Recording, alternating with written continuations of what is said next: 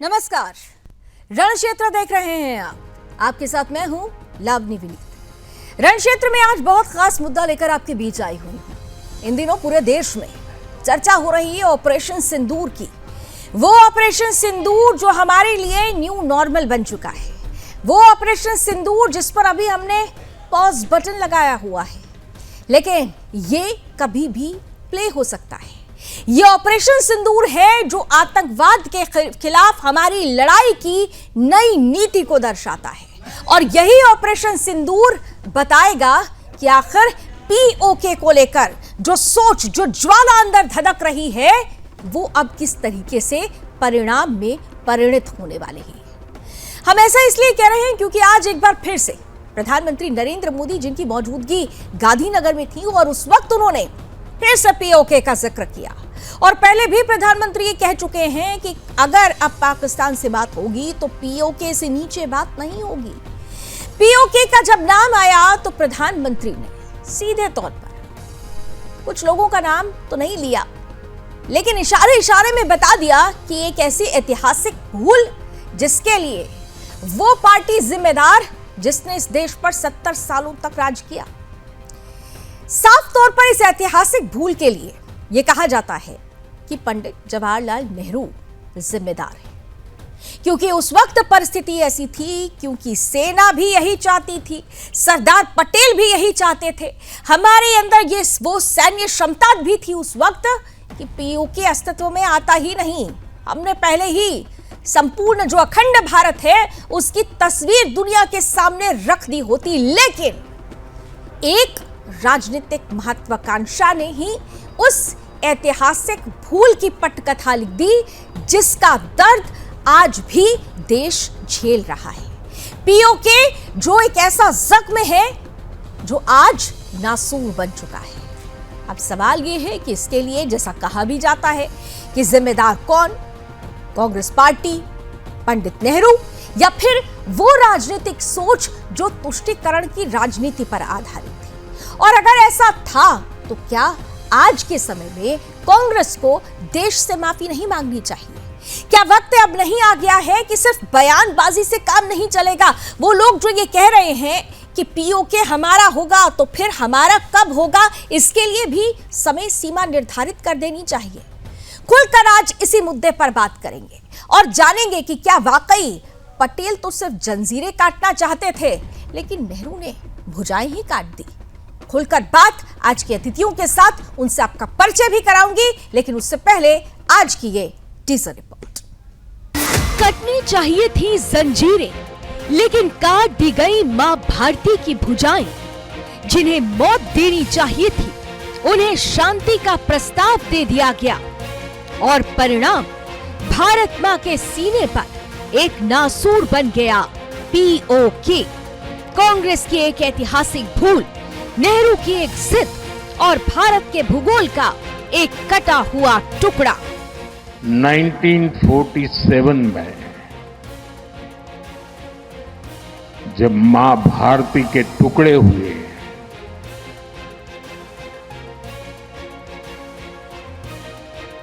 कटनी चाहिए थी तो जंजीरें, लेकिन काट दी गई भुजाएं। देश के 3 टुकड़े कर दिए गए।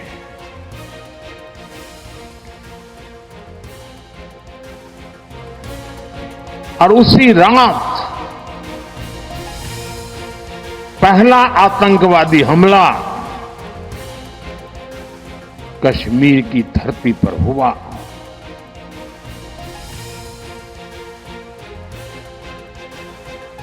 मां भारती का एक हिस्सा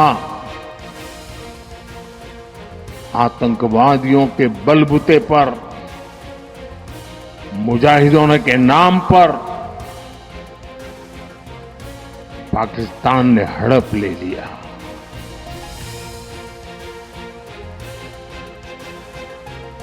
अगर उसी दिन इन मुजाहिदों को मौत के घाट उतार दिया गया होता,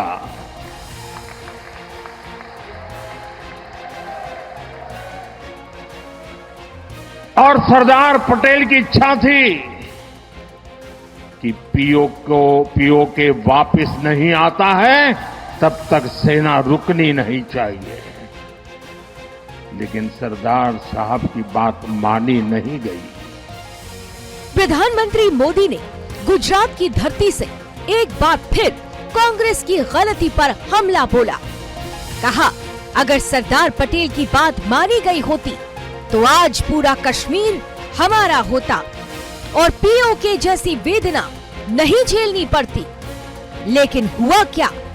जब पाकिस्तान ने कबायलियों के भेष में हमला किया तब भारत के लौह पुरुष सरदार पटेल सेना भेजना चाहते थे, लेकिन पंडित जवाहरलाल नेहरू ने उस सैन्य योजना पर पानी फेर दिया और पूरा मामला यूनाइटेड नेशन लेकर चले गए। नेहरू की इस शांति नीति ने भारत को वो घाव दिया जो आज 75 साल बाद भी रिस रहा है। 1948 में जब भारतीय सेना जीत के बेहद करीब थी तब सीज फायर करवा दिया गया। 1 जनवरी 1949 को युद्ध रोका गया और तय हुआ कि जिसकी सेना जहां है वही आखिरी लाइन होगी, यानी बना पीओके, पाकिस्तान अधिकृत कश्मीर। ये वही पीओके है जहां आज पाकिस्तान चला रहा है आतंकी ट्रेनिंग कैंप, जहां से भेजे जाते हैं आत्मघाती हमलावर, घुसपैठिए और भारत विरोधी षड्यंत्र। अब सवाल ये है कि जब सरदार पटेल हैदराबाद, जूनागढ़ और सैकड़ों रियासतों को भारत में मिला सकते थे तो कश्मीर क्यों नहीं? जवाब साफ है, कांग्रेस और नेहरू की कमजोर इच्छा शक्ति और अंतर्राष्ट्रीय मंच पर गांधीवादी छवि का मोह। लेकिन इस एक छवि प्रेम ने भारत को स्थायी पीड़ा दी। कांग्रेस ने न सिर्फ कश्मीर गंवाया बल्कि आज तक उसके समाधान से भी भागती रही है। अब भारत बदल चुका है और आवाज बुलंद है। पीएम मोदी साफ कह चुके हैं, अब पाकिस्तान से अगर बात होगी तो सिर्फ और सिर्फ पीओके पर होगी। अब देश ये जानना चाहता है कब वापस आएगा वो टुकड़ा जो भारत का था, भारत का है और भारत का ही रहेगा। हर बार जब कश्मीर में आतंकी हमला होता है, हर बार जब कोई जवान बलिदानी होता है, हर बार जब कोई मासूम जान गंवाता है, तब ये देश पूछता है, क्यों नेहरू, क्यों कांग्रेस, क्यों ये ऐतिहासिक भूल? अगर उस दिन सेना को रोका ना गया होता तो आज कश्मीर पूरा होता, भारत अखंड होता और ये बलिदानी सिलसिला न चलता। अब भारत सिर्फ अतीत को नहीं कोस रहा, अब वो इतिहास को बदलने की तैयारी में है। पीओके सिर्फ जमीन का टुकड़ा नहीं, वो भारत का सम्मान है जिसे हर हाल में वापस लाया जाएगा। Bureau report, Sudarshan news. तब आपके साथ कौन खड़ा था? कोई एक देश बताइए जिसने कहा कि पाकिस्तान टेररिस्ट को सपोर्ट करता है, उनका उपयोग पड़ोसी देश भारत के खिलाफ करता है। कोई एक देश बताइए। एफएटीएफ की ग्रे लिस्ट में पाकिस्तान है या नहीं है, हमें बताइए, क्यों हटा? फाइनेंशियल एक्शन टास्क फोर्स में क्या हुआ? आप पाकिस्तान को अलग थलग करने की जगह अपने आप को अलग थलग कर रहे हो, ये चिंता का विषय है। पूरा विश्व हमारे पीछे खड़ा है, पूरा विश्व हमारे पीछे खड़ा है। एक भी कंट्री ने हमारे साथ खड़े होने का एक बयान भी जारी नहीं किया कि हमारे साथ है आतंकवाद की इस लड़ाई के अंदर। आतंकवाद की इस लड़ाई में हमारे साथ एक मुल्क का भी बयान नहीं आया। कहां गई हमारी विदेश नीति? धज्जी उड़ गई हमारी विदेश नीति की। तो कांग्रेस पार्टी ये कह रही है कि आतंकवाद के विरुद्ध लड़ाई में हमारे साथ कोई नहीं खड़ा, लेकिन सवाल ये है कि आतंकवाद का आधार उसको जन्म किसने दिया? जब हमारी सेना तैयार थी, वो सैन्य क्षमता उस वक्त भी हमारे पास थी कि जब पाकिस्तान ने कबायलियों के आड़ में भारत की आत्मा पर प्रहार किया था, उस वक्त हम अखंड भारत की तस्वीर साक्षात रूप में दुनिया के सामने रख सकते थे। सरदार पटेल साहब उस वक्त भी चाहते थे कि सैन्य कार्रवाई नहीं रोकी जाए। तो फिर सवाल यही है कि सीजफायर क्यों किया गया? सवाल यह भी है कि नेहरू जी यूएन क्यों पहुंचे? आज जिस तरीके से तमाम कांग्रेसी कह रहे हैं कि कोई भी देश हमारे साथ नहीं खड़ा हुआ है, तो ऐसे समय में फिर उस वक्त क्या हुआ था, यूएन में इस मुद्दे को लेकर क्यों ले जाया गया था? और सवाल यह है कि एक भूल जो आज से 70 साल पहले, 70 साल तक जिस पार्टी ने राज किया, उस पार्टी ने कभी उस भूल को सुधारने की कोशिश क्यों नहीं की? अगर एक गलती हो भी गई थी तो गलती का सुधार क्यों नहीं हो पाया? पीओके के मसले पर कांग्रेस अपना स्टैंड क्लियर क्यों नहीं कर पाई? और इसीलिए अब सवाल ये पूछा जा रहा है कि क्या उस ऐतिहासिक भूल की माफी कांग्रेस को नहीं मांगनी चाहिए? और दूसरी तरफ वर्तमान सरकार से भी पूछा जाना चाहिए कि क्या सिर्फ बयानबाजी से ही काम चलेगा, या फिर जो कहा जा रहा है, जो देश की इच्छा है, जो दृढ़ संकल्प कर सकता है, जो हमारी सेनाएं कर सकती हैं, तो क्या पीओके अब हमारा नहीं हो जाना चाहिए?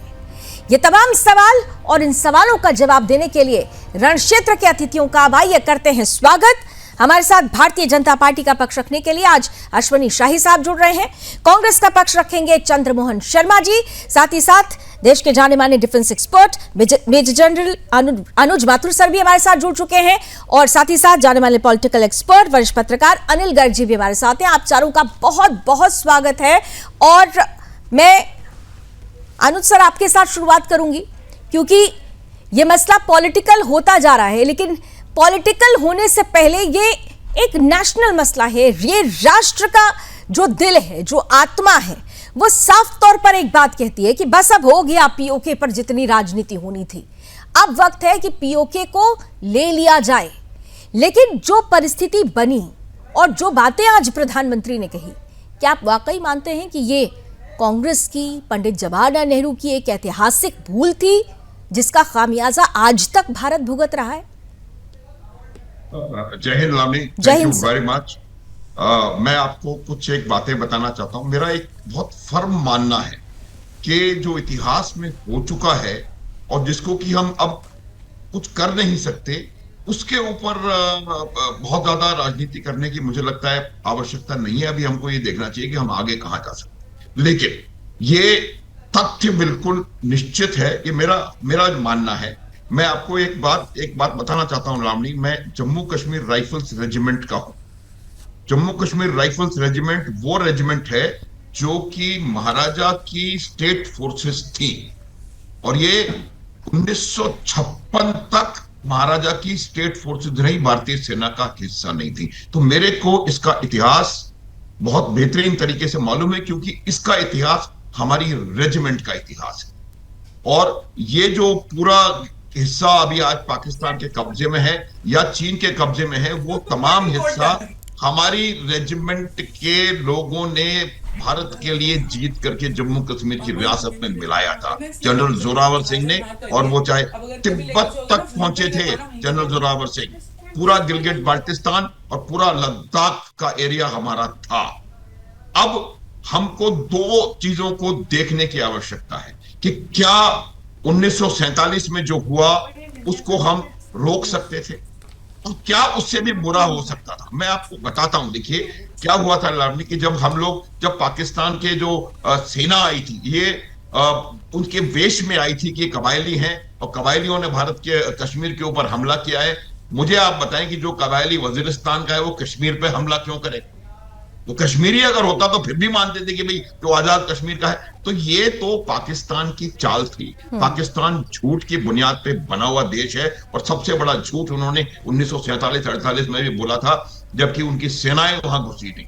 अब आप देखिए, हमको ये 22 अक्टूबर की बात है, अभी हम डेट्स इंपॉर्टेंट है। 22 अक्टूबर पे वहां जो इलाका वहां जहां कश्मीर है, वहां जाने का रास्ता कोई नहीं था, सड़क एक थी और वह सिर्फ तेजी से, तो वो कश्मीर का एयरपोर्ट पे आसानी से कब्जा कर लेते और ये पूरा कश्मीर हमारे हाथ से निकल गया होता। तो मेरा पहला प्रश्न ये है कि हमने सेनाओं को भेजने में देरी करी, पॉइंट नंबर 1। पॉइंट नंबर 2, जब भारतीय सेनाएं वहां पहुंची, उस समय जो स्टेट फोर्सेस की सेनाएं थी, वो पूरे कश्मीर का इलाका जो कि 500 मील का बॉर्डर है, उस 500 मील के बॉर्डर में 9 यूनिट कुल थी टोटल।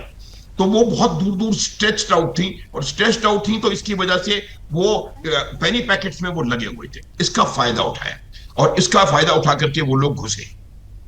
फिर जब हमने सेना भेजी, काफी लड़ाइयां हुई, पूरी बता सकता हूं, मेरे पास समय की कमी होगी। बाकी लड़ाइयां हुई, लेकिन एक परिस्थिति ऐसी आई थी कि जब हम पूरी तरह से we were on the run, we were on the run. Lavani, ये बहुत जरूरी है समझना। और जब हम बहुत तेजी से आगे बढ़ रहे थे और लगभग कोई ऑपोजिशन नहीं था, क्योंकि जो सेनाएं वहां पर आई थी उनको हम परास्त कर चुके थे। तो यदि उस समय रुकते नहीं, क्या उस समय राजनीतिक परिप्रेक्ष्य था, क्या मजबूरियां थी, उसके बारे में मैं कोई कमेंट करना नहीं चाहता। लेकिन मेरे हिसाब से भारत के इतिहास की सबसे बड़ी स्ट्रेटेजिक मिस्टेक या भूल जिसे आप कह सकती हैं, वो ये था कि हम उस समय यूएन में चले गए जबकि हम पूरी तरह से जीत रहे थे। और कुछ ही समय में मुझे लगता है, हम आपको बताता हूं, जनरल ब्रिगेडियर शेरजंग थापा वो ऑलरेडी गिलगिट बाल्टिस्तान में लड़ रहे थे। हमको सिर्फ उनसे लिंक अप करने की आवश्यकता थी। हम नहीं गए। जब सीज फायर हुआ तो वो बिल्कुल अलग थलग रह गए और उनको वहां पर अपनी पूरी तरह से बुचर कर दिया गया। और उसका जो उन्होंने जो वो भेजा था सिग्नल, बता नहीं सकता उस सिग्नल में क्या लिखा हुआ था। तो ये बहुत बड़ा मेरे को लगता है एक कारण रहा। और उसी वजह से, क्योंकि उनके पास कुछ हिस्सा उनके एडमिनिस्ट्रेशन में आ गया, तो वहां पर उन्होंने आतंकवादी कैंप बनाए और वहां से उनका माइंडसेट को बदलना शुरू किया। ये पहले उन्होंने फिजिकल एंट्री से पहले उन्होंने वहां के लोगों का दिमाग जो है पूरी तरह से उनको ऐसा इस्लाम और इस तरफ एनर्जाइज करके दिया। भारत विरोधी थॉट, विचारधारा उनके अंदर में भरी। इंडॉक्ट्रिनेशन, लावणी, इंडॉक्ट्रिनेशन। और जो वहां के लोग थे, और उसके बाद वो लगातार प्रयास करते रहे और लगातार हम इनसे हम लड़ते रहे। और वो एक्चुअली जो इस आज की परिस्थिति है उसका सूत्र 1947-48 में पड़ गया था। ये बात हमको माननी है। बिल्कुल ठीक है सर। हम आगे धीरे धीरे बढ़ते चलेंगे, क्योंकि आपने बहुत इंपॉर्टेंट पॉइंट बोला। और चंद्रमोहन जी, देखिए सबसे इंपॉर्टेंट बात यही है कि सेना की तारीफ उस वक्त भी हुई थी, सेना की तारीफ आज भी हो रही है। उस वक्त भी हमारी सेना दक्ष थी, आज भी हमारी सेना दक्ष है। लेकिन बस थोड़ा सा फर्क ये हो जा रहा है कि उस वक्त में जो परिस्थितियां उत्पन्न हुई वो परिस्थितियां उत्पन्न नहीं होनी चाहिए थी। दुनिया में इकलौता ऐसा उदाहरण है जहां पर सेना जीत रही हो, सेना हासिल कर रही हो सब कुछ, लेकिन सीज फायर करके उन्हें पीछे कर दिया गया, यूएन तक पहुंच जाते हैं। तो क्या ये जो भूल थी, कांग्रेस पार्टी को इस भूल को लेकर देश से क्या माफी नहीं मांगनी चाहिए? चंद्रमोहन जी, मेरी आवाज आ रही है? हाँ जी सर, आ रही है। चीर चीर बड़े बड़े महान नरेंद्र मोदी जी हैं। और वो पहला जो सीज फायर जो आज की यंग जनरेशन ने देखा, वो तो पहलगाम वाला देखा। और जिस सीज फायर की आप बात कर रहे हैं, जिस चीज को आप जोड़ना चाह रहे हैं, उससे तो 145 करोड़ जनमानस आज भाजपा की तरफ उस निगाहों से देख रहे हैं कि जब कभी आपको जवाब देना होता है तो आपको नेहरू जी की विरासत में छुपना क्यों पड़ जाता है, और आपको नेहरू जी की विरासत में छुपकर अपनी नाकामी को छुपाने की जरूरत क्यों पड़ जाती है? जिस पीओके की बात आप कर रहे हो, उस पीओके का सपना तो भारतीय जनता पार्टी की सरकार ने दिखाया था। और आज जो मौका मिला और जिस मौके को बुनाना था, उस बुनाने के लिए तो जो पीओके का सपना क्या आपका नहीं है? पीओके का सपना क्या आपका नहीं है? कांग्रेस का सपना पीओके नहीं है? नहीं चंद्रमोहन जी, मैं पूरा आपको मौका दे रही हूँ, बस एक बहुत छोटा सा सवाल, क्या पीओके का सपना आपका नहीं है? कांग्रेस का पीओके से कोई लेना देना नहीं है, दे दिया है क्या उनको? वही किया था। देश का हर नागरिक सेना के द्वारा उस सपने के लिए और अपने सपने में पीओके को सजो के बैठा है। देश का हर नागरिक नहीं, कांग्रेस है या नहीं है? मैं भी कांग्रेस का, हिंदुस्तान का नागरिक हूँ, आप भी हैं। हाँ, तो अगर आप हिंदुस्तान के नागरिक हैं, सरकार से तो ये जिम्मेदारी आपने 1914 बोली थी। खैर देखिए, आप लोग कितना घबराते हैं कि सन भी भूल जाते हैं। 2014 में आए थे नरेंद्र मोदी जी, लेकिन उसके पहले, बहरहाल उसके पहले 70 सालों तक भाई उन्होंने तो कम से कम एक सपना दिखाया। उस सपने को साकार करने के लिए जो तस्वीर है, हम एक उम्मीद बांधे बैठे हैं। आप वो सपना क्यों नहीं दिखा पाए?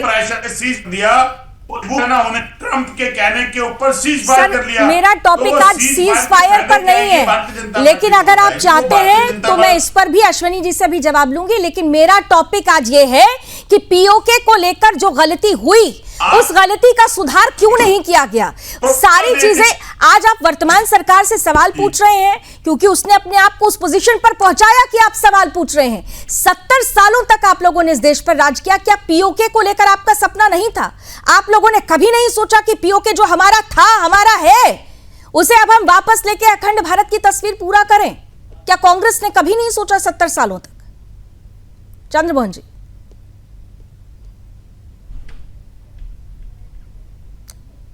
चंद्रमोहन जी, मुझे लगता है कि शायद कोई टेक्निकल फॉल्ट हुई है, लेकिन चंद्रमोहन जी के पास दोबारा चलेंगे। अश्वनी जी, देखिए, एक बात तो तय है कि जिस तरीके की परिस्थिति 1947 में, अच्छा ठीक है चंद्रमोहन जी का शायद अब फ्रेम आ गया, एक बार उनका जवाब पूरा ले लेते हैं। हाँ चंद्रमोहन जी, प्लीज आप पूरा कर लीजिए। देखिए, नहीं, मुझे लग रहा है थोड़ी सी प्रॉब्लम आ रही है। I am just coming back to you again. लेकिन हाँ अश्विनी शाही साहब, आपके पास आ रही हूँ। अब देखिए, इतना तो जरूर है, केवल सवाल पूछने से काम नहीं चलेगा साहब। ऐतिहासिक भूल उन्होंने कर दी, वो दुनिया के सामने है। मेजर जनरल ने अभी पूरा इलाबरेट करके बता दिया कि कहां पर किसकी क्या गलती थी। लेकिन अब सवाल यह है कि जिस नेतृत्व में अब भारत आगे बढ़ रहा है, फिर उस नेतृत्व में भी हम यही उम्मीद करेंगे कि सिर्फ बयानबाजी ना हो, पीओके को लेकर हमारे स्टैंड क्लियर हो जाए। सेना आज भी तैयार है। अगर सेना 1947 के समय में तैयार थी तो आज भी सेना तैयार है, वो बस हरी झंडी का इंतजार कर रही है। अश्विनी शाही सर। लावणी जी, देखिए, बहुत स्पष्ट है, माननीय प्रधानमंत्री जी का संदेश एकदम स्पष्ट है, चाहे वो पीओके पर हो, पाकिस्तान पर हो, आतंकवाद पर हो, जिस पर भी है उनका स्टैंड एकदम क्लियर है। और माननीय प्रधानमंत्री जी लौह पुरुष जो है, अभी आप जिसको दिखा रही हैं, उनको कम से कम उनकी चीजों को याद कर रहे हैं और आज बता रहे हैं कि वो क्या चाहते थे। और आज मैं नमन करता हूं चाचा नेहरू को, आज उनकी शायद पुण्यतिथि है। उनके पार्टी के प्रवक्ता ने तो नमन नहीं किया, लेकिन देश के पूर्व प्रधानमंत्री होने के नाते मैं उनको नमन कर लेता हूं। गलतियां भूल उन्होंने किया है और वो इतिहास में हम हमेशा जाते रहेंगे। चंद्रमोहन भाई, नेहरू जी की जो गलतियां थी वो जाएंगे। हमारे अभी इस बार के जो भी हमने पाकिस्तान के आतंकी ठिकानों पर जो हमला किया, हमारा अभी ये एजेंडा पीओके लेने का इस बार का नहीं था, लेकिन एजेंडा हमारा है कि हम पीओके वापस लेंगे। इसके लिए माननीय गृह मंत्री जी ने बहुत कड़ा वक्तव्य सदन में दिया था कि हम उसके लिए जान ले लेंगे और जान दे भी देंगे। बहुत स्पष्ट है, लाउड एंड क्लियर उन्होंने कहा था 370 समाप्त करने के बाद। आप लोग तो 370 का जो है मुखालफत करते रहे कि नहीं लागू होना चाहिए। तो कांग्रेसियों ने जो किया, नेहरू जी ने तो लगभग भूल जितने किए लावणी जी, उसका तो एक लंबा चौड़ा पुलिंदा है। इन्होंने बदला लिया। इनका चूंकि शेख अब्दुल्ला से बड़े अच्छे याराना था, हरि सिंह जी को पसंद नहीं करते थे। हरि सिंह जी ने जो है शेख अब्दुल्ला को जेल में बंद कर दिया, उसका इनको बदला लेना था। बदला लेने के लिए क्या क्या किया इन्होंने, वो सबके सामने है, दोहराने से फायदा नहीं है। माथुर साहब ने कुछ चीजें फैक्ट्स बताई हैं। अब अगर मान लीजिए कि उस समय ये समझौता करके, एक समझौता इन्होंने किया सिंधु नदी पर, और जवाहरलाल नेहरू जी का ही किया हुआ है, और उसके बाद पैसा भी दिया उनको। और वही भूल 26/11 के हमले के बाद मनमोहन सिंह जी भी करते हैं। 26/11 का आतंकी हमला होता है, सैकड़ों लोग हमारे मारे जाते हैं और 700 करोड़ रुपए पाकिस्तान को कांग्रेस की सरकार देती है, क्योंकि इन लोगों को वो पुराना अपना वो दोहराना था। तो ये चीजें भूल वो पहले भी करते रहे और अभी भी करते हैं। लेकिन आज माननीय प्रधानमंत्री जी ने जो स्पष्ट संदेश देना, चाहे वो बिहार की रैली से शुरू किया और चाहे आज दिया गुजरात में, उनका एक यही था कि पीओके हमारा था, हमारा है और हमारा ही रहेगा आगे तक। सवाल लेंगे। सवाल मैंने जो सवाल चंद्रमोहन जी से पूछा था, वो सवाल मैं आपके पास भी अब लेकर आ रही हूँ। ठीक है, उन्होंने ऐतिहासिक भूल की, वो 70 साल तक नहीं कर पाए, 11 साल तो आपको भी हो रहे हैं। और जिस तरीके की परिस्थिति बनी हुई है, उसके बाद तो ये पूछा जाएगा ना कि फिर आप लोग अभी तक क्या रोड मैप तैयार किया। हम बार बार कह रहे हैं कि सेना तो बस, आपने सुना भी है कि बार बार प्रतिक्रियाएं हैं कि हम तो सिर्फ हरी झंडी का इंतजार कर रहे हैं। तो कब वो हरी झंडी दिखाई जाएगी? ये कब तक सिर्फ बात से और बयानबाजी से काम चलेगा? लवनी जी देखिए, भारतीय जनता पार्टी की जो सरकार है और एक मजबूत नेतृत्व जो माननीय मोदी जी का है देश में, बहुत स्पष्ट रूप से उन्होंने कहा था 370 खत्म करना था, 370 हमने खत्म किया। ये लोग नहीं कर पाए थे, ये भी एक उसी का हिस्सा था। 370 शुरुआत हो चुकी है 35 से, और 370 जब खत्म किया गया तो उसके आगे बढ़ना है हमको पीओके की तरफ। लेकिन मैं आपको मतलब आशा ही नहीं विश्वास के साथ कहता हूं कि ये सरकार मजबूत संकल्पों वाली है। आज बताइए, कभी भी मैं सभी 56 साल तक इन्होंने सत्ता किया, 11 साल हम रहे, 6 साल जो है माननीय अटल जी की जोड़ लीजिए, उसमें 17 साल हो गया हमारा। ये 56 सालों तक 70 साल में 56 साल ये लोग रहे, कोई भी सरकार रही कभी भी इस तरीके से उनके घर में रावलपिंडी चाहे बालाकोट हो, चाहे जो है हम उनके लाहौर के अंदर, ठीक है, यानी दृढ़ इच्छा शक्ति हो, हर जगह घुस के ठीक है, हमने मारा दृढ़ है। इच्छा शक्ति पहली तो बार कम से किया। कम दिखाई गई। ठीक है, काउंटर आंसर करना चाहेंगे जगमोहन जी? एक लाइन, हाँ 10 सेकंड में पूरा कीजिए। लवनी जी 10 देखिए, सेकंड। ये वो वाली चीज नहीं है कि अगर हम जो है हमला कर देंगे 26/11 के बाद तो भारतीय जनता पार्टी को राजनीतिक लाभ हो जाएगा, हम ये नहीं कहते हैं ना। ये तो मनमोहन सिंह जी ने कहा और बराक ओबामा ने अपनी किताब में लिखा है कि हम नहीं हमला कर सकते हैं। देखिए, अब राजनीतिक आज लाभ यहाँ किसको पर तो मिल रहा है सेनाओं किसको को नहीं कोई मिला, छूट मैं नहीं इस है। पर नहीं जाऊंगी। राजनीतिक लाभ लेने के लिए थी तो तमाम पार्टियां इसके लिए आतुर रहती हैं, लेकिन सवाल यह है कि देश को नहीं ठगा जाए। अगर उन्होंने ठगा तो जिम्मेदारी आपकी है कि कम से कम देश को नहीं ठगा जाए। अब बयानों से काम नहीं चलेगा। चंद्रमोहन जी, क्योंकि आपका कनेक्शन कट गया था, आप अपनी बात पूरी नहीं रख पाए थे। सवाल बड़ा यही है साहब कि जो गलती हो गई उस गलती का कम से कम उसको स्वीकार कर लेने से आप बड़े हो जाएंगे, कांग्रेस पार्टी बड़ी हो जाएगी। मौका नहीं मिलेगा बीजेपी को बार बार ये कहने का कि कांग्रेस की वजह से ये नहीं हो पाया। चंद्रमोहन जी, मजबूत नेतृत्व वाले सरकार, दिव्य शक्ति अनिल जी, वाले इसके पास बस आ रही हूं आपके प्रधानमंत्री। पास। मेरी आवाज आ आ रही रही है चंद्रमोहन जी, आ रही है। मजबूत नेतृत्व वाली सरकार, मजबूत नेतृत्व, दिव्य शक्ति वाले प्रधानमंत्री।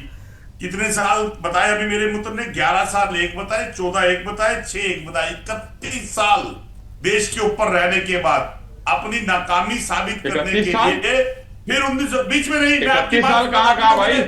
अरे अभी तो मैं 31 साल कहा? अरे आपने बोला 11 साल एक बोले, 14 साल एक बोले, 6 एक बोले, 11 साल आपके मोदी जी के और 14 साल जो आपके पीछे गुजर गए, 6 साल आपने साथ जोड़े, 31 साल आप बोल रहे हो। अभी पूरा चला रहा हो, लावनी जी दोबारा चला देगी। और इसके बाद के अंदर अपनी नाकामियों को छुपाने के लिए आपको 47 में नेहरू जी के पास जाना पड़ता है और दर छिपकर इच्छा शक्ति ये देख लीजिए कि भाखड़ा डैम बना, हिरनकुंड बना, नागार्जुन बना, ITI एम्स बने और बड़ी बड़ी संस्था बने। जिस सेना के ऊपर आज पहलगाम का जवाब दिया गया सिंदूर, वो भी उसी पंडित जवाहरलाल नेहरू जी के द्वारा, उसी देश के प्रधानमंत्री के द्वारा बनाई गई। लेकिन आपकी नाकामी क्या? आपकी नाकामी तो सपना आप देश की जनता को दिखाते रहे जो इतनी मजबूत सेना होने के बाद भी एक कमजोर प्रधानमंत्री, एक कमजोर सरकार के कारण एक सीज़फायर एक ऐसे देश के कहने से कर दिया, खुद भी डिक्लेयर नहीं करा, ट्रंप ने डिक्लेयर करा और आपके देश के नागरिकों को हथकड़ियां पहनाकर वो देश का प्रधानमंत्री आपके देश में भेजता रहा। और आपके जो दिव्य शक्ति वाले, जो मजबूत नेतृत्व वाले प्रधानमंत्री थे, वो बोले नहीं, छूट दिया गया है। मिशिगन दुबे को कहेंगे नेहरू जी याद आ जाएगा। अरे देश ये पूछ रहा है कि अगर मैं मजबूत स्थिति में था। देखिए एक बात तो तय है, देखिए एक बात तो तय है कि कहते हैं ना कि हम अपनी गलतियों से सीखते हैं, गलतियों से सीखने का वक्त आ गया। लेकिन अगर वक्त की बात करेंगे तो कांग्रेस पार्टी के पास भी बहुत सारा वक्त था। अनिल गर्ग साहब, ब्रेक का वक्त हो रहा है, लेकिन मैं सवाल आपके लिए बहुत महत्वपूर्ण छोड़ के जा रही हूं, क्योंकि यहां पर मुझे लगता है कि बीजेपी और कांग्रेस, ये तो पूरी राजनीति होती रही है, पीओके पर होती रहेगी, लेकिन मेजर जनरल अनुज जी और अनिल गर्ग साहब ही हैं जो इतिहास को सही स्थिति में और आकलन करके देश के सामने रख सकते हैं। दो बातें, जब कभी भी पीओके की बात आती है, सरदार पटेल साहब का नाम आता है, वीपी मेनन जी को लोग भूल जाते हैं कि उन्होंने अपनी बुक में क्या लिखा, वो के.एम. मुंशी साहब को भूल जाते हैं जिन्होंने अपनी आत्मकथा में क्या लिखा, वो मेजर नागेश को, श्री नागेश को भूल जाते हैं जिन्होंने कहा था कि सिर्फ 2 दिन मिल गए होते, सिर्फ 2 दिन मिल गए होते तो आज वो नहीं होता जिसका दंश हम झेल रहे हैं। तो ये तमाम बातें जो कांग्रेस के इतिहास को उजागर करती हैं, फिर भी अगर कांग्रेस उस इतिहास को नकारे तो फिर इसे क्या माना जाए? क्या इस तरीके की परिस्थिति में भी कांग्रेस ये सोचती है कि आने वाले समय में उसको कमबैक कर पाएगी, जबकि अब तो सच धीरे धीरे दुनिया के सामने आ रहा है? ये बड़ा सवाल है। बहुत छोटे से ब्रेक के बाद इसका उत्तर आपसे लूंगी। बड़ा सवाल है कि पटेल क्या जंजीरें काटना चाहते थे और नेहरू जी की वजह से भुजाएं कट गई? पीओके को लेकर राजनीति सरगर्म है। और जो सवाल मैंने अनिल गर्ग साहब आपके साथ पूछा था, सवाल वही है कि क्या वाकई ये गलती और उसका खामियाजा आज तक हम भुगत रहे हैं? और जो नाम मैंने खासतौर से लिया उनका जिक्र क्यों नहीं होता है? अनिल साहब, मुझे थोड़ा समय दीजिएगा, क्योंकि अगर इतिहास के बारे में बात करनी होगी तो 10 सेकंड में बात पूरी नहीं होगी, थोड़ा समय लगेगा। हाँ, बोलिए बोलिए। देखिए, हम सब जानते हैं 3 स्टेट्स ऐसी थी जिन्होंने भारत में विलय होने के लिए मना किया था। हैदराबाद के बारे में जानते हैं, जूनागढ़ के बारे में जानते हैं, जिनका सीधा चार्ज सरदार पटेल के पास था। आप मुझे बताइए, क्या हैदराबाद को आसानी से मान लिया गया था? हैदराबाद ने आसानी से मान लिया था कि हम विलय कर देंगे? अगर सरदार पटेल की कूटनीति ताकत का इस्तेमाल ना किया होता, क्या वो हैदराबाद, जो उसमें एक बड़ी स्टेट था, जो आज तो छोटा शहर का नाम है लेकिन बड़ी स्टेट था उस समय हैदराबाद, जिसमें आसपास का क्षेत्र था, वो भारत में होता? जूनागढ़ का जो राजा था, जूनागढ़ का राजा भी किसी तरीके से भारत में शामिल होना चाहता था, वो खुद पाकिस्तान भाग गया था। तो क्या अगर सरदार पटेल की कूटनीति ना होती और वहां जनमत संग्रह की बात करके जनमत संग्रह करा कर वहां को उसको शामिल ना करते तो क्या भारत में शामिल होता? तो जम्मू कश्मीर क्यों नहीं हो सकता? इसके पीछे की थोड़ी सी मैं पीछे ले जाना चाहता हूं आपको। भारत की आजादी के तुरंत बाद नेहरू जी ने कहा कि जम्मू कश्मीर का मामला वो खुद देखेंगे। उन्होंने महाराजा हरि सिंह से बात की। महाराजा हरि सिंह को क्या बात की, मैं वो बताना चाहता हूँ, जो इतिहास के पन्नों में है लेकिन शायद बातचीत में आती नहीं है। उन्होंने बोला कि भैया आप ऐसा करें, जो जेल में आपने शेख अब्दुल्ला को बंद किया हुआ है, आप पहले भारत में विलय करें और शेख अब्दुल्ला को इंटरम जो सरकार बनेगी उसको देते हुए वहां लोकतंत्र की स्थापना करें, जिसके लिए महाराजा हरि सिंह किसी रूप में तैयार नहीं थे।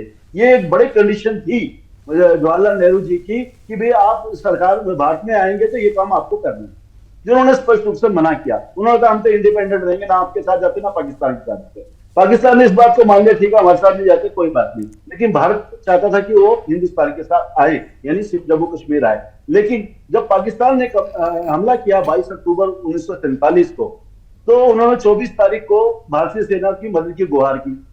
इन्होंने कहा नहीं भाई साहब, पहले आप मान लीजिए तभी हम जाएंगे। क्यों कहा? क्योंकि उस समय देखिए भारत का वाइस जो राष्ट्रपति गवर्नर जनरल वो कौन था? वो एक अंग्रेज था, लॉर्ड माउंटबेटन। भारत का जो कमांडर इन चीफ सेना का कौन था? वो था फ्रांसिस बुचर, वो भी ब्रिटिश था। तो भारत तो ब्रिटिश के इशारे पे ही चल रहा था। जवाहरलाल नेहरू जी ब्रिटिश को बहुत पसंद करते थे और उनकी ये तिकड़ी थी जो काम कर रही थी पूरे जम्मू कश्मीर के ऊपर। लॉर्ड माउंटबेटन भी इसमें शामिल थे, कमांडर इन चीफ जो फ्रांसिस बुचर तो वो भी शामिल थे, और भारत के प्रधानमंत्री भी थे। सरदार पटेल को उससे अलग रखा गया। 25 तारीख को जब उनके नहीं, तो क्या आप मानते हैं कि सरदार पटेल को अलग रखने का कारण क्या ये था कि उन्हें डर था कि सारा श्रेय सरदार पटेल लेकर चले जाएंगे? ये डर था क्या कांग्रेस को? की बात नहीं है। सरदार पटेल जी वो समस्याएं नहीं बताते, वो शेख अब्दुल्ला को इंसिस्ट नहीं करते कि आपको उनको लेना ही पड़ेगा, उनको इंटरिम लोकतंत्र में लाना ही पड़ेगा, इस तरह की शर्त नहीं रखते। सरदार पटेल जी की तो एक इच्छा थी कि भारत में विलय करिए, और जैसे भारत की अन्य स्टेट विलय हुई है उस तरह से लोकतंत्र आपके यहाँ आएगा। लेकिन जवाहरलाल नेहरू की यह तीव्र इच्छा थी कि वहां पे विलय होने के साथ ये शर्त किया है कि शेख अब्दुल्ला जी को जेल से बाहर निकाला जाए और अंतरिम सरकार में उनको शामिल करके लोकतंत्र को बहाल किया जाए। ये एक बड़ी शर्त थी। और जब 24 अक्टूबर को जब मेहरचंद जी आए तो उन्होंने उस समय भी कहा कि भैया ऐसे नहीं होगा, विलय में शर्त में शामिल करिए तब जाके बात होगी। 25 अक्टूबर को वीपी मेनन जी गए, उन्होंने महाराजा हरि सिंह को समझाया, देखिए पूरा जम्मू कश्मीर आपके हाथ से चला जाएगा। वीपी मेनन जी की भूमिका जो आप पूछी, तो मैं उसकी चर्चा कर रहा हूं, और आपको कर लीजिए, कुछ शर्तें होंगी बाद में देख लिया जाएगा। और 26 अक्टूबर को जो विलय पत्र साइन हुआ था, लावली जी मैं जोर से कहना चाहता हूं, उसका ड्राफ्ट जितने अन्य 550 से ज्यादा रियासत है जो भारत में शामिल थे, वो ड्राफ्ट वो और जम्मू कश्मीर का ड्राफ्ट, इसमें एक शब्द का भी फर्क नहीं था। तो क्यों जम्मू कश्मीर का ड्राफ्ट जब सेम था तो भारत में 370 और 35 से लादा गया भारतीय संविधान में? यह भी एक बड़ा सवाल है। उसके पीछे भी वही शेख अब्दुल्ला प्रेम है। और जब भारत में विलय हुआ 26 अक्टूबर को, भारतीय सेना गई और भारतीय सेना ने जौहर दिखाए, तो उसके बाद भी शेख अब्दुल्ला जी को वहां पे अंतिम सरकार में डाला गया और उनको सरकार सौंप दी गई। ये भी एक बड़ा विषय। यानी ये स्पष्ट था, मेजर जनरल अनुज माथुर जी, यानी ये स्पष्ट था कि देखिए ये सारी चीजें क्यों हो रही थी, क्योंकि राजनीतिक महत्वाकांक्षा थी, क्योंकि कहीं ना कहीं से वो सोच थी जो तुष्टिकरण का आधार पैदा करती है। यूएन में अगर पंडित जवाहरलाल नेहरू कहते हैं it's all about war and peace, तो भाई पीस किससे? उससे जिसकी सोच में ही आतंक हो, जिसने सोच ही रखा हो कि दूसरे की संपत्ति पर अधिकार करना है, तो हम किस पीस की बात कर रहे थे? ये तो आत्मसमर्पण की नीति हो गई। लावणी, बिल्कुल आप सही कह रही है। मैं इसके बाद के भी एक दो इंसिडेंट्स आपको बताऊंगा जिससे कि ये साबित होगा। ये देखिए, एक उसी 1947 की बात है जब यहाँ के जो सीएनसी थे वो एक मॉडर्नाइजेशन और एक्सपेंशन ऑफ इंडियन आर्मी की फाइल लेकर के उस समय के प्रधानमंत्री जी के पास गए थे। तब उनको प्रधानमंत्री जी को ने उनको कहा था कि we don't need army, we are a peace loving nation, this that and the other. वो तो भला है, अच्छा है हुआ कि ये लड़ाई शुरू हो गई अक्टूबर 47 में, वरना मुझे लगता है कि जिस आर्मी को वो श्रेय लेने का प्रयास कर रहे हैं कि सारे आर्मी जवाहरलाल नेहरू ने बना दी, उन्होंने तो बिल्कुल जीरो कर देना था आर्मी को उस समय। ये बिल्कुल फैक्ट है, इसमें कोई जरा से भी वो नहीं है। अच्छा, दूसरी बात मैं और आगे बताता हूं कि किस प्रकार से 1962 में क्या हुआ, वो सब जानते हैं। 1965 में आपको एक बहुत इंपॉर्टेंट चीज बताना चाहता हूं लावणी, ये हमको समझने की जरूरत है, उससे स्टैंड क्लियर होगा। 1960 एक जगह है, उसको कहते हैं हाजीपीर पास। हाजीपीर पास जो है वो उड़ी और पुंछ के बीच में है। उड़ी हमारा है, पुंछ हमारा है। उड़ी से पुंछ वाया हाजीपीर 55 किलोमीटर, यानी कि उस समय की घटिया गाड़ियों में भी 1.5 घंटे का रास्ता था। और अगर हाजीपीर आपके पास नहीं है तो उड़ी से पुंछ पहुंचने में 3.5 दिन लगते हैं। ये हाजीपीर पास भारतीय सेना ने जीत कर दिया। क्या कर सकते थे वाली बात तो सिर्फ हवा में है कि हमको दे दे 2 दिन तो हम ये कर देते, अभी कर देते तो वो कर देते, लेकिन वो तो दे दिया था जीत के। 1965 में हजारों हमारे जवान उसमें लड़के मरे, सैकड़ों, एक युद्ध में, क्योंकि वो बहुत इंपॉर्टेंट था और वो बहुत ज्यादा आपको मैंने बता दिया उसकी स्ट्रेटेजिक इंपॉर्टेंस क्या थी। और दूसरी बात ये थी कि उस जगह से अभी जो इन्फिल्ट्रेशन हो रहा है टेररिस्ट का, वो हाजीपीर पास उसका एक बहुत महत्वपूर्ण तरीका है जहां से कि इन्फिल्ट्रेशन वो लोग करते हैं। तो ये दोनों चीजें कहीं ना कहीं नहीं होती अगर हमने 1965 में हाजीपीर पास वापस नहीं किया होता। इसका भी जवाब कोई ना कोई किसी न किसी को देने की आवश्यकता है। उसके पश्चात 1971 में हमने 93,000 सोल्जर्स, उनके प्रिजनर्स ऑफ वॉर वापस कर दिए और हमारे 54 एयरफोर्स के जांबाज आज भी अगर हैं जिंदा तो उनके कब्जे में हैं। ये हम क्यों नहीं कर पाए, इस प्रश्न का भी उत्तर कहीं ना कहीं देखने की आवश्यकता है। ये तमाम जो चीजें हैं ये इस बात को इंडिकेट करती हैं कि जब हमारे पास हाथ में चीजें थी, पीओजेके के इंपॉर्टेंट जगह हमारे हाथ में ऑलरेडी थी, जब हमारे पास 93,000 सैनिक और 1300 वर्ग किलोमीटर पाकिस्तान की जमीन जब हमारे हाथ में बहुत कुछ था तो फिर हम डिसीजन क्यों नहीं ले पा रहे थे? निर्णय नहीं ले पाए। हाँ, क्यों नहीं ले पाए? हाँ, 10 सेकंड। एक और बात मैं और ऐड करना चाहूंगा लावणी, जो systematic modernisation of the armed forces हुआ है वो मेरे ख्याल से इन्हीं 15-20 सालों में systematic modernisation of the Indian armed forces अभी हुआ है। ये मैं एक पूर्व सैनिक होने की वजह से कह रहा हूं। 4 दशक मैंने सेना में निकाले, मैंने हर प्रकार का समय इस सेना में देखा है। ठीक है, तो ये पहले क्यों नहीं हो पाया? ठीक है चंद्रमोहन जी, सवाल बहुत है। देखिए, सवाल पूछने वाले भी कौन है, सवाल पूछ कौन रहा है और ये सवाल उपज क्यों रहे हैं? चंद्रमोहन जी, एनालिसिस तो करना ही होगा ना कांग्रेस को। केवल ये कह देने से कि बीजेपी ने क्या किया, क्या कर रही है, क्या करोगे, खाली इससे काम नहीं चलेगा। आपकी भी कांग्रेस पार्टी भी आने वाले, अभी चुनाव खत्म नहीं हुआ है, आगे भी चुनाव आएगा, कांग्रेस पार्टी फिर चुनावी मैदान में होगी, बहुत सारे प्रश्न सामने आएंगे, इसलिए खुलकर उस पर स्वीकार्यता के साथ बोलने की जरूरत है। चंद्रमोहन जी।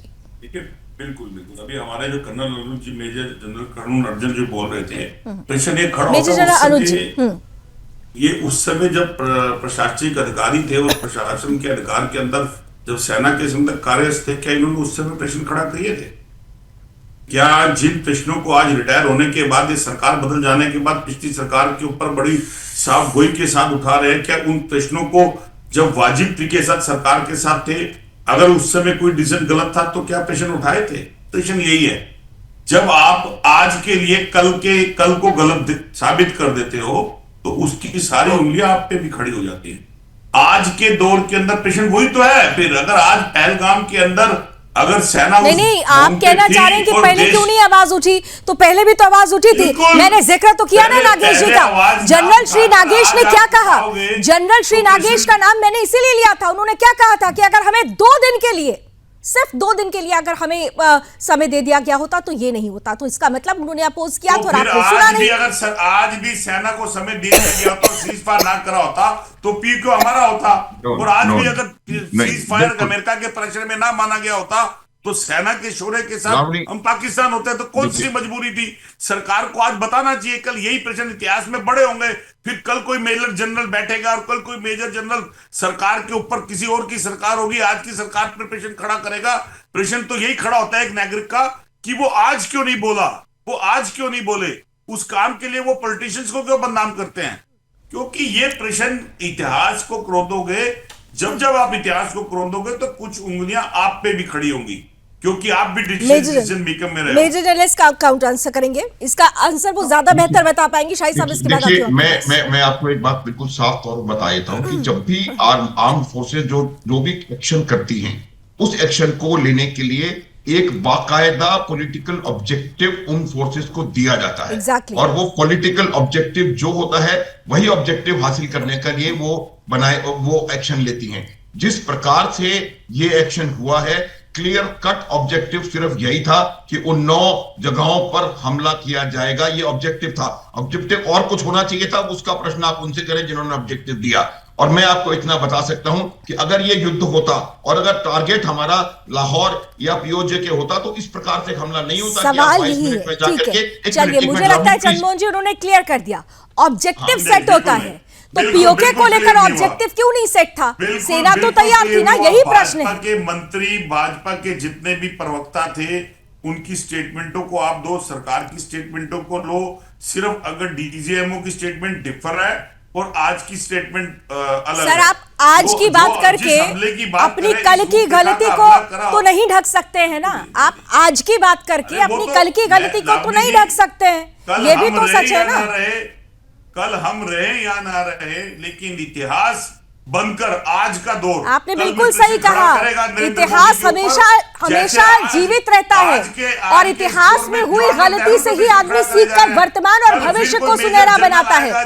तो कम से कम जो इतिहास, जो आपके नाम पर गलत इतिहास दर्ज है, जो इतिहास में आपसे गलती हो गई, उसको तो कम से कम स्वीकार कर लीजिए, उसे तो कम से कम स्वीकार कर लीजिए। अनिल गर्ग जी, देखिए, इन्होंने खुद ही कहा कि इतिहास की नीतियां होती है, जिन नीतियों को किसी को पता नहीं होता, अनिल गर्ग साहब, उन नीतियों। लावनी जी, हाँ, चंद्रमोहन जी इतिहास की बात कर रहे हैं, मैं भी इतिहास की ही बात करूंगा। जब पाकिस्तान के साथ कश्मीर क्षेत्र में युद्ध चल रहा था, 21 दिसंबर 1947 को जो वायसराय जहां रहते थे लॉर्ड माउंटबेटन जी, उनके घर पर जो आज का राष्ट्रपति भवन है, पाकिस्तान के प्रधानमंत्री लियाकत अली से जवाहरलाल नेहरू जी ने मुलाकात की। चलते युद्ध के बीच में कह रहा हूं, उस समय सीज फायर नहीं हुआ था। वहां पे सारी रूपरेखा बना रहे हैं बैठ करके, उसमें पटेल जी को शामिल नहीं किया गया। जो आज के चर्चा का विषय है ना, पटेल जी क्या चाहते थे, नेहरू जी क्या, उस बैठक में पटेल जी मौजूद नहीं थे। यही तो बड़ा सवाल है कि जिन पटेल जी को लेकर आज बड़ी बड़ी बातें कही जाती है, कांग्रेस ने पटेल जी को क्यों दरकिनार किया? अगर पटेल जी चाहते थे, अगर सेना चाहती थी, तो फिर उस वक्त जो गलती हुई, उस गलती के लिए क्यों नहीं कांग्रेस और जवाहरलाल नेहरू को रिस्पॉन्सिबल माना जाए? और अगर ये परिस्थिति है, बिल्कुल, अगर ये परिस्थिति है तो फिर आकलन करना होगा कांग्रेस पार्टी को। Thank you so much gentleman, समय ऑलरेडी मैं एक्सटेंड कर चुकी हूँ 2 मिनट, लेकिन इतना जरूर है कि अब मैं जरूर वर्तमान सरकार से भी, जो देश है वो ये उम्मीद कर रहा है कि बयानबाजी पर सिर्फ नहीं चलेंगे। इतिहास में एक गलती हो गई, इन्होंने एक गलती कर दी, लेकिन उस गलती से ही सीख कर वर्तमान और वर्तमान से भविष्य तैयार किया जाता है। तो अब सिर्फ बातों से ही बात नहीं चलेगी, अब कुछ करना होगा, और वो करना कब, कैसे और किस तरह से होना चाहिए, सेना बता चुकी है। अब हमें तो सिर्फ इंतजार हरी झंडी का है। रण क्षेत्र में अभी बस इतना ही। देश और दुनिया की तमाम खबरों के लिए आप जुड़े रहिए सुदर्शन न्यूज के साथ। जय हिंद।